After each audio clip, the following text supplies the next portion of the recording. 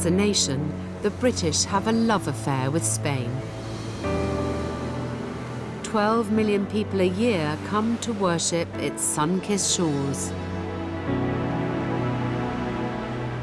In this series, I want to find out what fascinates us about this country, and if there is more to Spain than meets the eye. I'm amazed. I had absolutely no idea that this was here. This will be a journey of discovery for me. I did not expect this. Wow.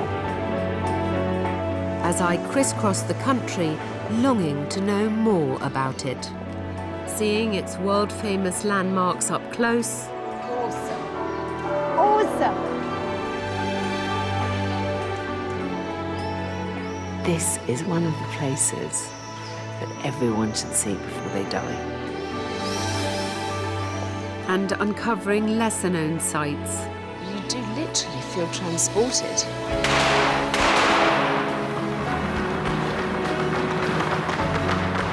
As I experience this incredibly vibrant culture. It's pretty mad, isn't it? I think it's just one of those moments I'm never going to forget the whole of my life. There's nothing like this anywhere in the world.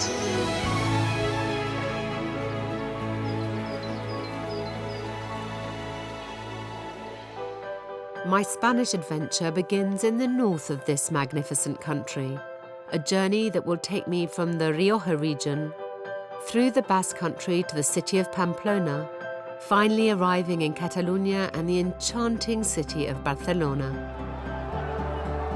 On my way, I'll experience the infamous running of the bulls. That is one of the more insane things I've ever seen in my life.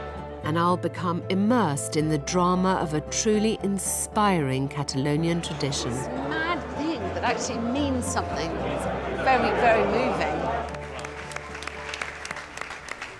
My starting point is a region celebrated the world over for its vineyards, Rioja.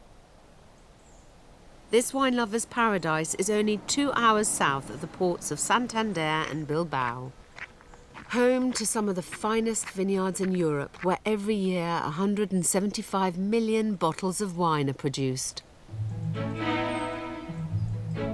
Nestled in amongst the emerald vines, I'm visiting one of the oldest, most highly regarded wineries in the region, Marquès de Riscal. Founded in 1858, the wines produced here are exported to over 100 countries. This is the first expansion of the company of the year 1883. Carlos takes visitors on a tour of the winery. So, well, this is the wine aging room for these three top wines. Everything here in French oak. It smells delicious in here. Is. I want a perfume. I want to smell like this. It smells really delicious. These historic cellars hold more than 37,000 barrels of wine. The subterranean vaults are where the vintage wines are stored, and where I'm being given rare access to what they call a cathedral of wine. So we are in the original winery. This is the cathedral. What we call it here, the cathedral is the treasure of the winery. And inside here we have wine since the very beginning. Since 1862, it was the first wine put in bottle. Oh my gosh, can I go in there? Yeah, we are going to get inside.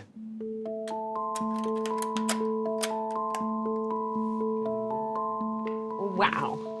This is my kind of cathedral.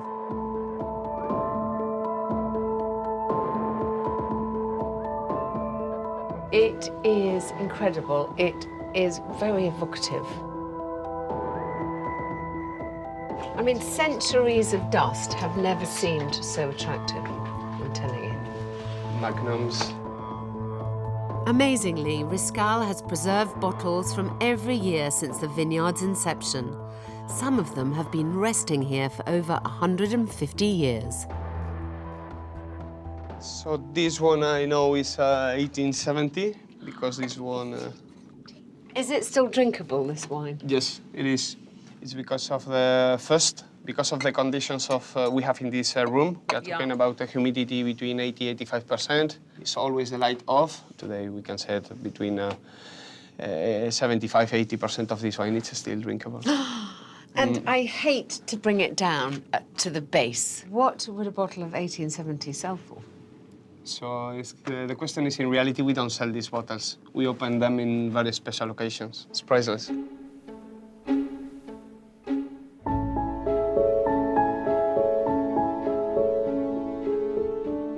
It's incredible that they have this repository of wine, which they never sell. They open on special occasions, but very few people see. And I'm here seeing it.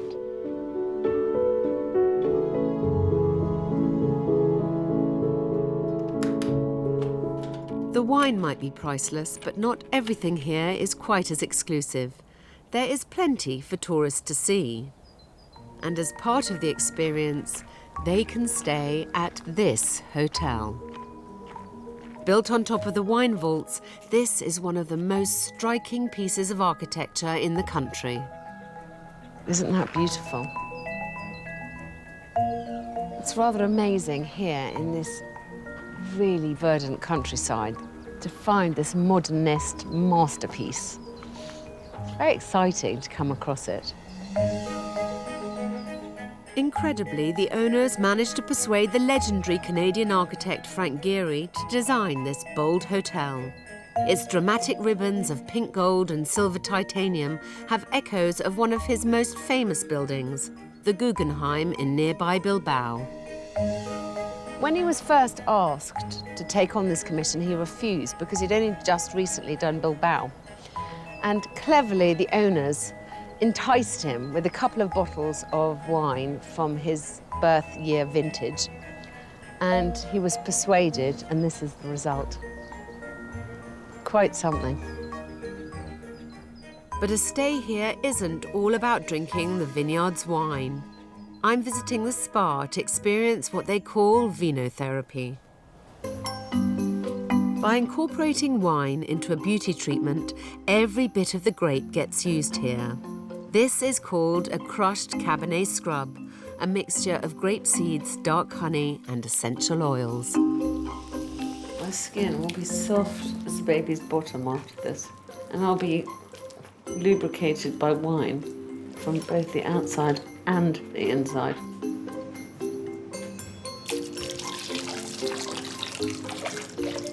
So relaxing.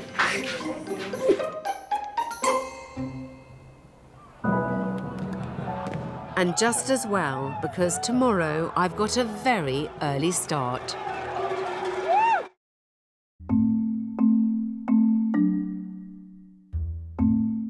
I'm in the north of Spain, in the Rioja region, famed for its vineyards. At the heart of it is the charming city of Logroño, a place that, in recent years, has built up quite a reputation for its food. You'll find several Michelin-starred restaurants here, but the quality of food is remarkable even down at street level. Those in the know can get some incredible cuisine in Logroño for a fraction of the price.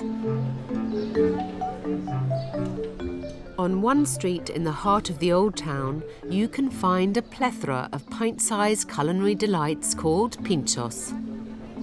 ¿Cuánto bar hoy? Hoy aquí hay 73 establecimientos. 73 bars here today. I'm looking forward to this. Yum, yum. My guide Ricardo runs the association that the 73 traders belong to. Each one of them serve a different pintxos, which is a take on the more widely known tapas, but usually served on a skewer. Typically washed down with a glass of local wine, a wonder down this street is a bar crawl with a difference. What's this? Esto es lo que se conoce como la senda de los elefantes. Yes. Porque la gente, cuando entra, Sí. sale trompa. Entonces, trompa quiere decir en español ir borracho, y entonces van... Barcolando. Exacto. So as they walk from bar to bar with a drink every time, they kind of stagger here and there, and that's the pathway of the elephants. Este es uno de los bares que ponen pinchos más sofisticados, más de cocina moderna. Oh, very nice. Oh my gosh, lovely. Look at, ooh. How beautiful they are.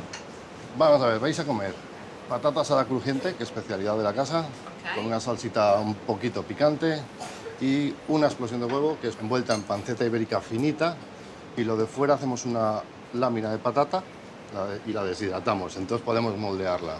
Sounds mad. Of course, a glass of Rioja is the essential ingredient in the Logroño experience. Thank you. Hay que brindar, ¿eh? Sí, it said. Doesn't take much to twist my arm. This is my idea of heaven. Entero? Entero. Entera un poco caliente.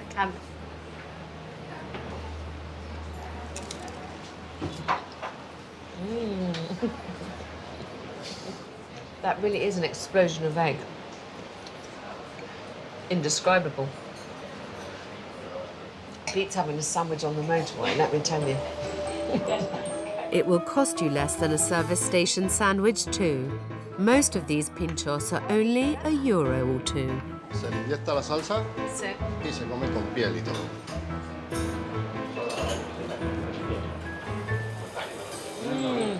It's lucky I'm not on a diet because I cannot imagine that this is terribly good for the figure. Salud.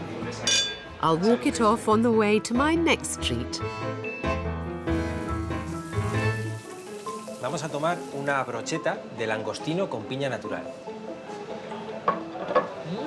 Cuida que quema igual. No, está bien.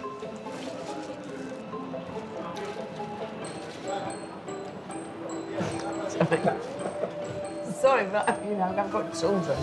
I'm used to doing it. Oh my God. I mean, it's 3 o'clock in the afternoon. I'm on my 3rd glass of wine. This is turning out to be a very good day. Suddenly, the elephant's path is making sense. Gente va a trompa y va de bar en bar. Va trompa. I like Va that. trompa, de ahí viene. Our final stop is a Logroño legend. Los cojonudos! But that means basically the dog's bollocks, because these are the best of the best. Este es el cojonudo. This is a typical Riojan pintxos with a trio of local ingredients: fried egg, chorizo, and alegría, which is a spicy chili pepper. Y entero. Oh my God. Si puedes. Okay. Okay. You first. Uf, está difícil. Venga.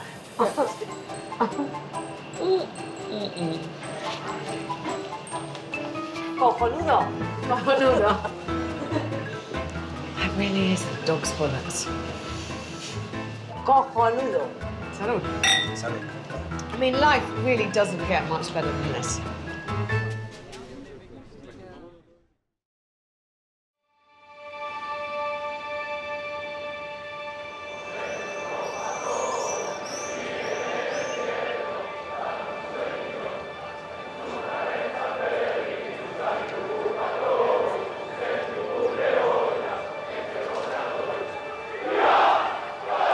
An hour northeast of Logroño is the Basque region, an area with a distinct cultural identity.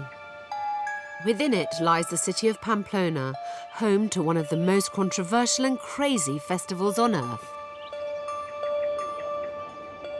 Each July, 1 million pleasure seekers descend on this city for the raucous festival of San Fermín. They come for a week of music and merrymaking, but most of all for the infamous running of the bulls. It's pretty mad, isn't it? It's a deeply rooted celebration that's been held every July since the 16th century. It originated from the need to move the bulls through the city to the bullfighting ring. Today, it draws people from across the globe. There's a real party atmosphere. You can feel everyone's a bit nervous and quite excited. And possibly slightly drunk. All these fearless, or some may say foolish daredevils are here to place themselves in the path of 6 furious bulls. You nervous? nervous? A little bit. Why not just live your life? If I'm gonna go, I'd rather go doing something wild than, be in the wrong place at the wrong time. Okay. Yeah. All right, good luck. Thank you. We're running with the bulls! Let's go.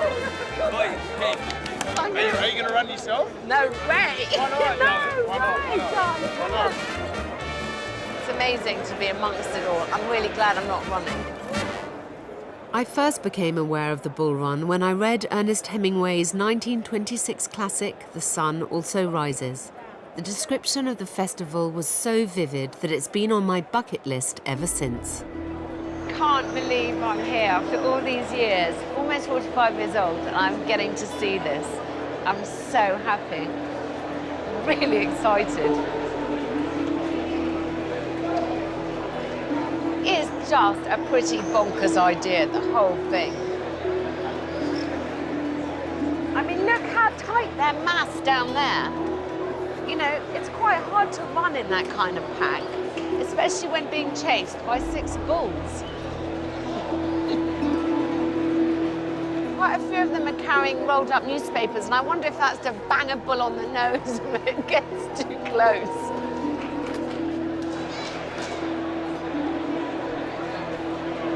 So exciting. This really is exciting.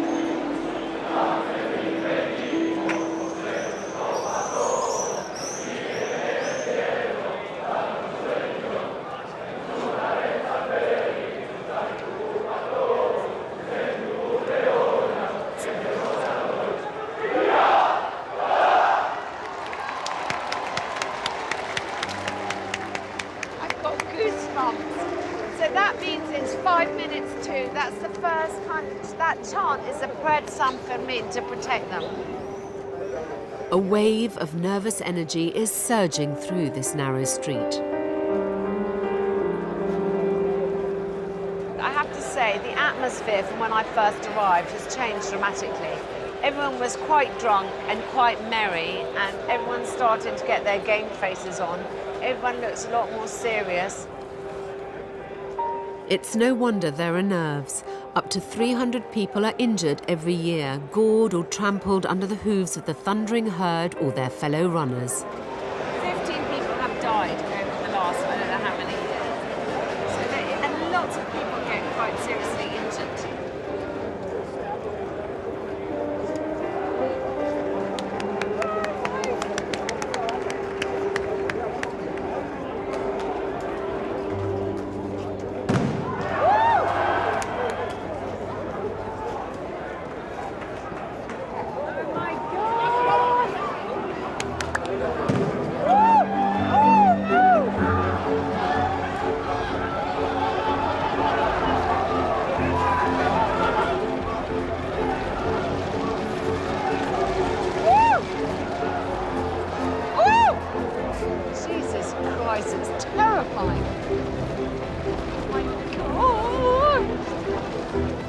It's over in the blink of an eye. The run usually lasts only 3 or 4 minutes. I've got goosebumps. I mean, that was so fast. God knows what has happened that end, but this end, someone fell over, and over at the top, look, someone's down there. It's not just the runners that get hurt. In all the excitement, it's easy to forget that for the bulls, this is a brutal tradition that ultimately ends in death. Tonight, in the bull ring. But this is one of those events I simply had to see once. Really, really glad that I finally fulfilled my childhood wish, and I've seen the running of the bulls in Pamplona. I mean, that is one of the more insane things I've ever seen in my life. They always say, you never feel so alive as when you're almost dead. I'm about to test that theory and face my fear of heights in Barcelona. I don't know quite what to say. I'm rather blown away, to tell you the truth.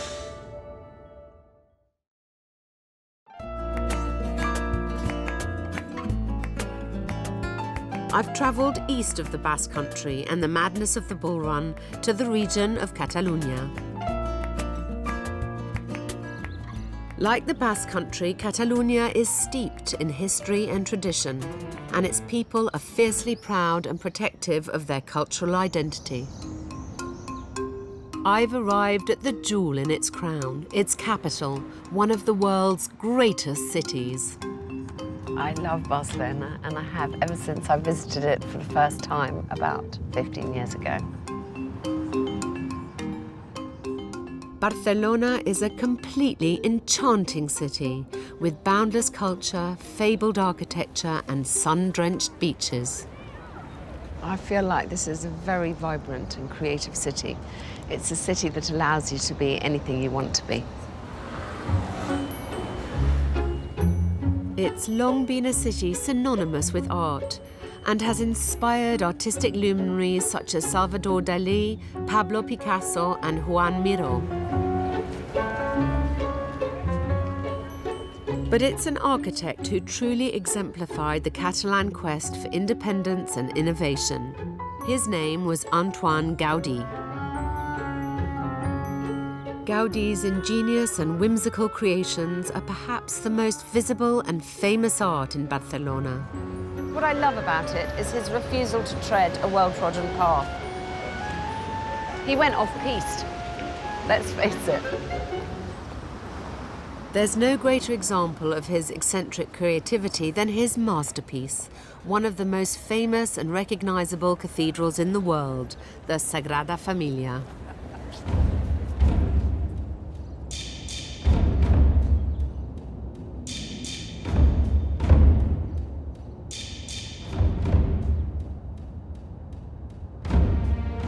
This wonder has been in construction since 1892. It was Gaudí's passion project, the ultimate expression of his wild imagination.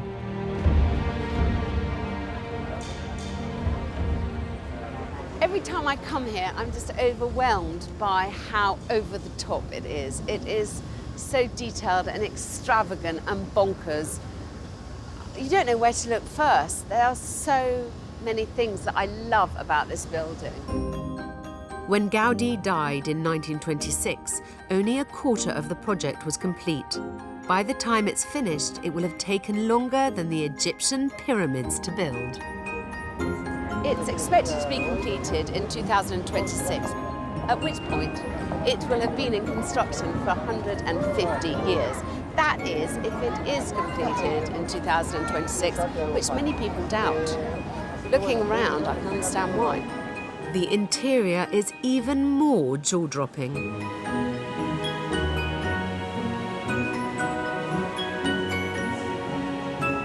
feels like a monument to man's ingenuity.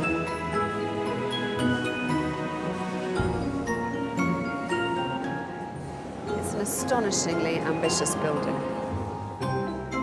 Which unsurprisingly attracts 4 million visitors a year, making it the most visited monument in Spain. When Sagrada Familia is completed, it will be the tallest religious building in Europe. As this artist's impression illustrates, the central tower will stretch a hair-raising 172 meters into the sky. And today, I'm honored to have been given real access to the construction of that tower.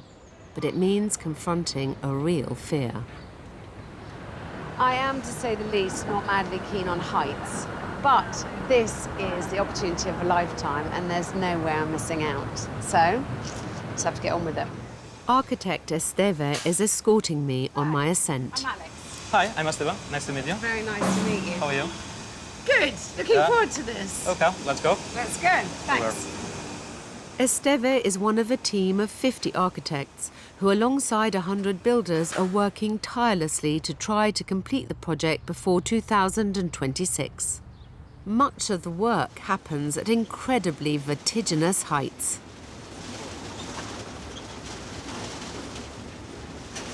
So now we are gonna go up till 30 meters.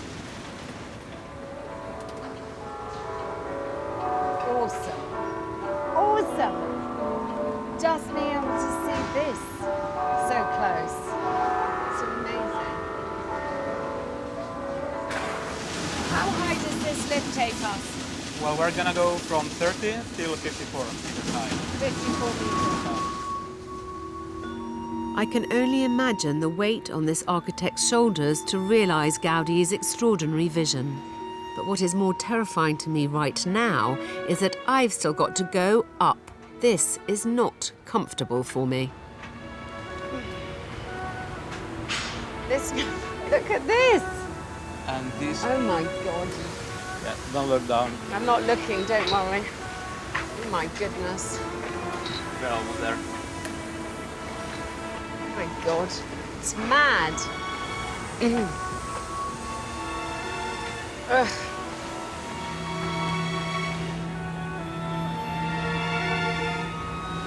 Made me feel very hot and sweaty walking along that platform. I'm fine as long as I don't have to look over the edge.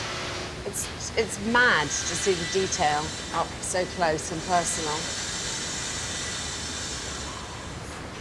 I don't know quite what to say. I'm rather blown away, to tell you the truth. I'm not often lost for words. Perhaps my fear of heights has rendered me speechless. And there's another lift to go.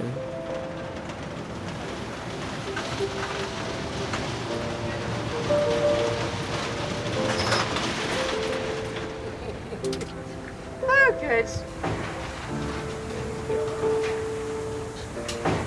Oh my gosh, this is really exciting.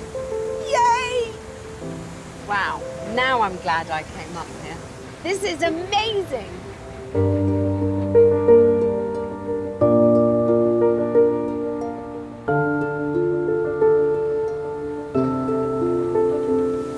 Well, as you can see, we are in the highest point now on the works. We're around 85 meters high from the ground. This is as high as I've been in a long time. And this is as high as I plan to get. You can see that this will be the beginning of Jesus Tower. And also when this will be completed, we will have the cross and the whole building, which is really in the center of the city. Gaudí believed that nothing man-made should ever be higher than God's work. It's no coincidence, then, that the ultimate height of his monumental creation will be 1 meter short of Barcelona's highest mountain, Montjuïc. Coming up here was definitely worth the fear. I mean, you've got this amazing view. I've got to see some work that very few people get to see really up close. I wouldn't have missed this for the world. The cathedral may be the most recognizable piece of art in the city. But in the Gothic quarter just off Las Ramblas, a shop that counts Salvador Dalí and Pablo Picasso as former customers is also well worth a visit. At the legendary El Ingenio, they sell giant papier-mâché heads. It's surrealism in the flesh.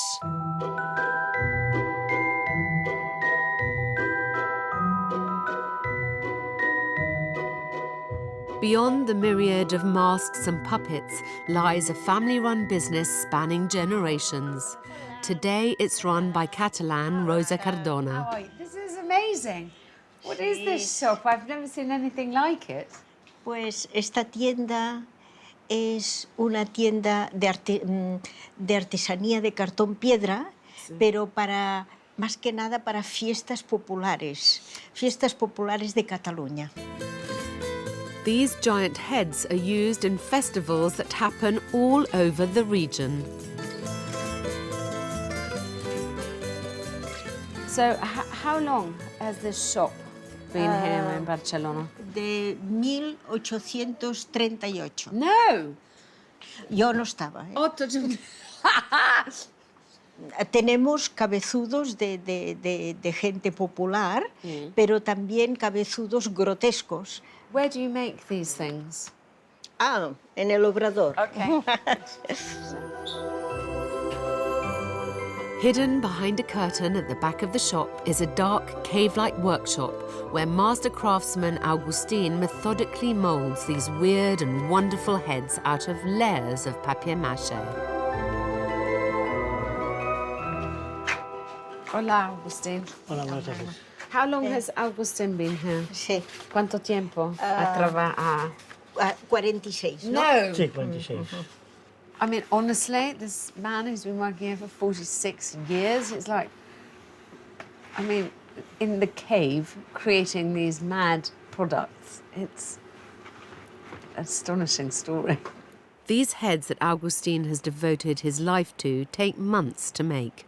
The largest ones, the giants, can cost up to 3,000 euros. ¿Quieres que te enseñe un Sí. cabezudo? Aquí tengo uno. Sí, por favor.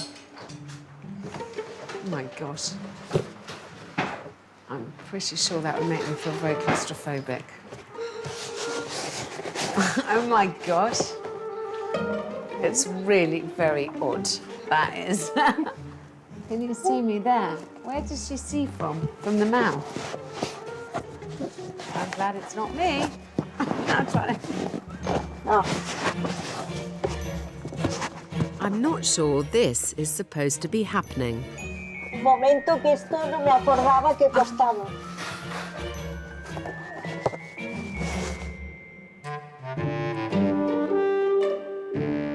Now I'm starting to get worried.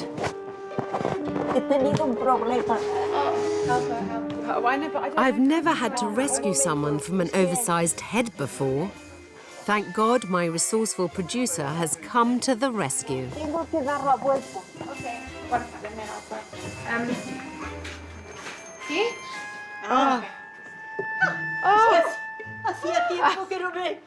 Hacía tiempo que no me lo ponía. Este es demasiado largo para mí. A veces me he probado otros, pero este modelo no. Honestly. Oh, pobre señora. No pasa nada. Are you okay? Me conformo con una careta así.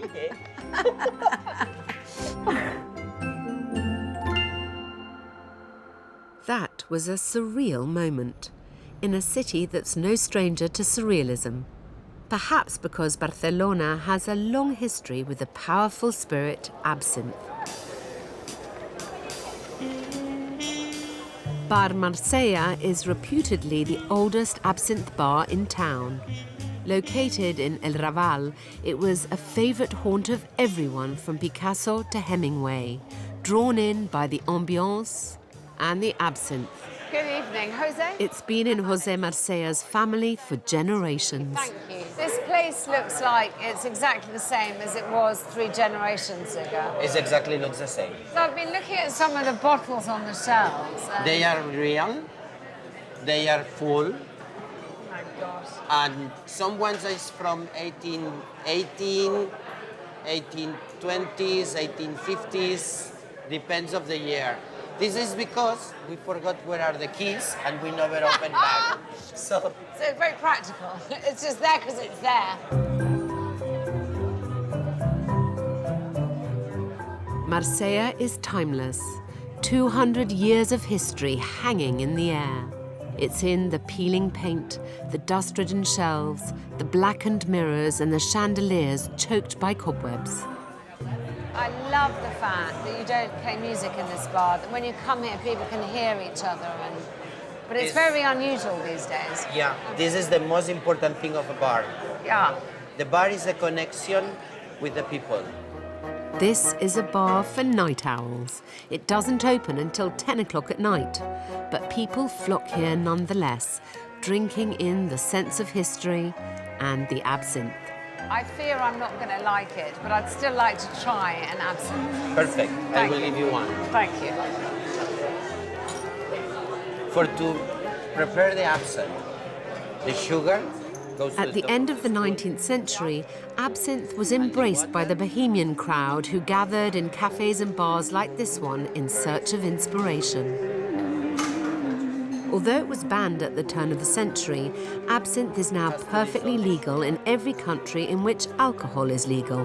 The thing is that inside to the absinthe is the green fairy, Yes. and the green fairy is sleeping. So you have to wake her up. For to waking up, you have to give them something sweet. Salud. Salud. It's a tough job, but somebody has got to do it. It's hard. This is going going to polish me off. I'll be dancing on the tables now. I start dancing on the tables. It's not me, it's the Green Fairy.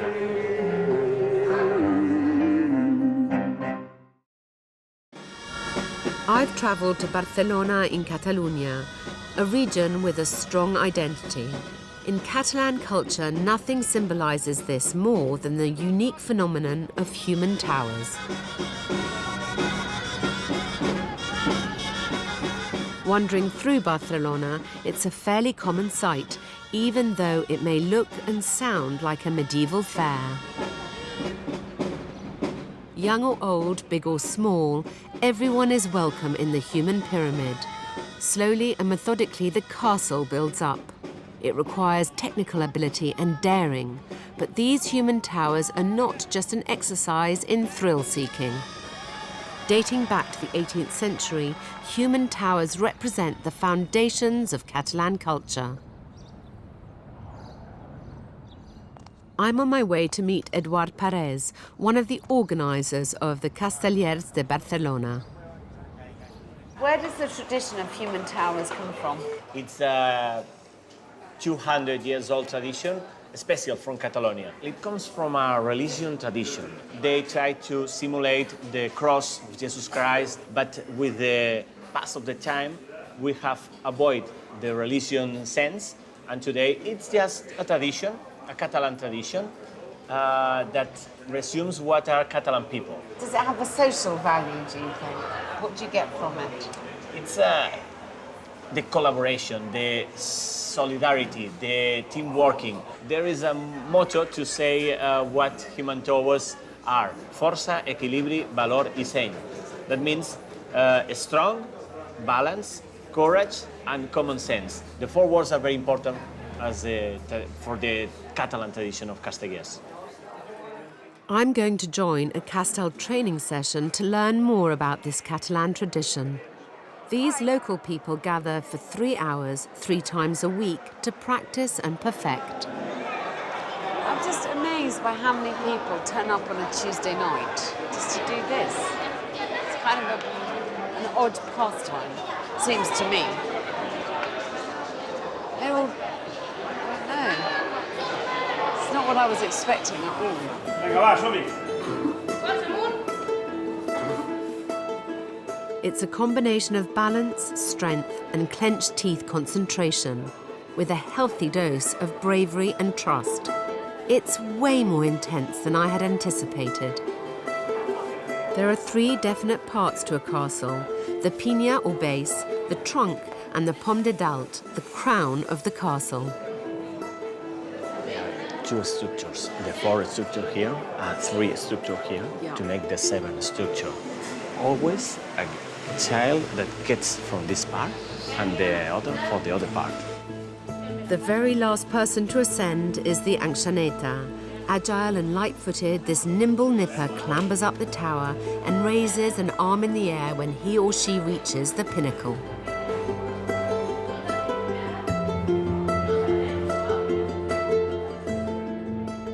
As a mother of 2 small children, my heart is in my mouth, and I feel strangely emotional.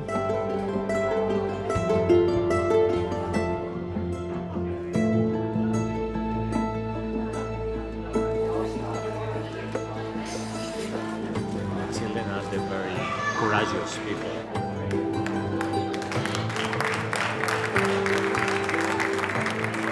It's the most incredible thing. You need the combination of all the people, all the human team working together. It's incredibly moving experience. I don't know how else to say it. Well, do you want to join us? Come with me.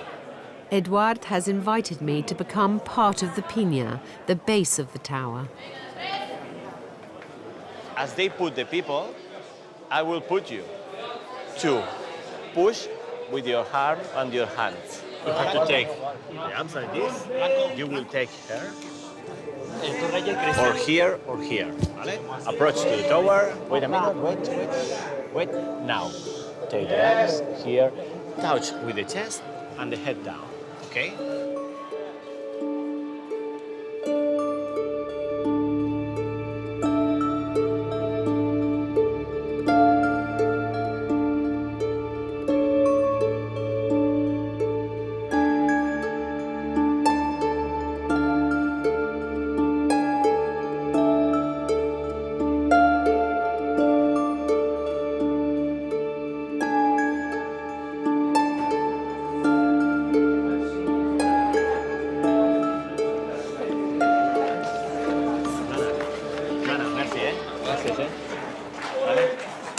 much.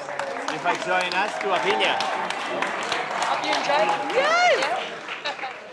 It's rather... It's amazing. I mean, the thing that I most notice is it's very intimate. We're very close. I was very close to people who I didn't know. You feel the tower because you are in contact. It's the Catalan culture. You are touching everybody, and you need to be in contact with all the people.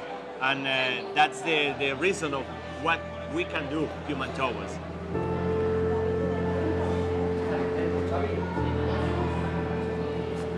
That was the most astonishing, affecting, and humbling experience.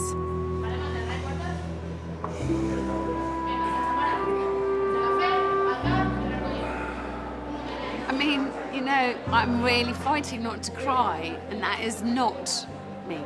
It really isn't me. I mean, I don't know what it is that's making me feel so emotional exactly. But I think it is just unusual, this level of trust and this level of commitment and this mad thing that actually means something, though. It's very, very moving. And when I was part of it, you just do feel like you're part of something bigger than yourself. Watching this, you get a sense of the pride these people feel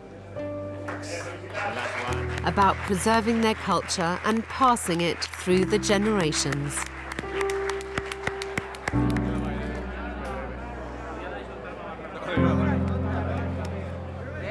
I think it's just one of those moments I'm never going to forget the whole of my life. The day that I came and saw this happening here. This experience perfectly encapsulates everything I've seen on this first leg of my journey.